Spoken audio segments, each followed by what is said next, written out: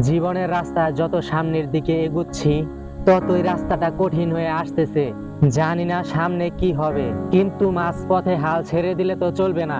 আমাকে পৌঁছাতে হবে রাস্তার শেষ কিনারা পর্যন্ত। আমি একলা পথিক, ভয় ভরা বুক নিয়ে এগিয়ে চলেছি সামনের দিকে। কি বা করার? ভয় পেলে তো চলবে না, কারণ আমাকে হারতে হবে। যতই বাধা আসুক না কেন, সব বাধাকে জয় করতেই হবে। আমি যতই চিৎকার করে বলি না কেন যে আমার কষ্ট হচ্ছে, আমার যন্ত্রণা হচ্ছে, তবুও আমার আর্তনাদ শোনার মতো কেউ নেই। কারণ যুদ্ধটা আমার একার, তাই এই লড়াইটা আমাকে একাই লড়তে হবে। তুমি বুঝবে না আমার কষ্টটা, তাই আমাকে দেখে তোমার হাসি পায়।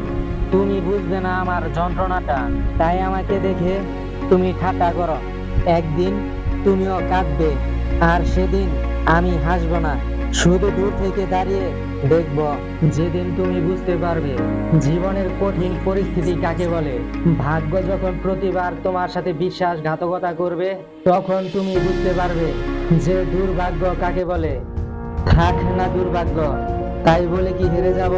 থাক না কঠিন রাস্তা, তাই বলে কি থেমে যাব? না, থামবো না, হারবো না। যতই কষ্ট হোক না কেন, জয়ী হয়ে ফিরবো। কষ্ট আমাকে এতটাই কষ্ট দিয়েছে যে আর কষ্টই হয় না। দুঃখ আমাকে এতটাই দুঃখ দিয়েছে যে দুঃখগুলোকে এখন অনুভব করি আর ভাবি এটা কোনো ব্যাপারই না।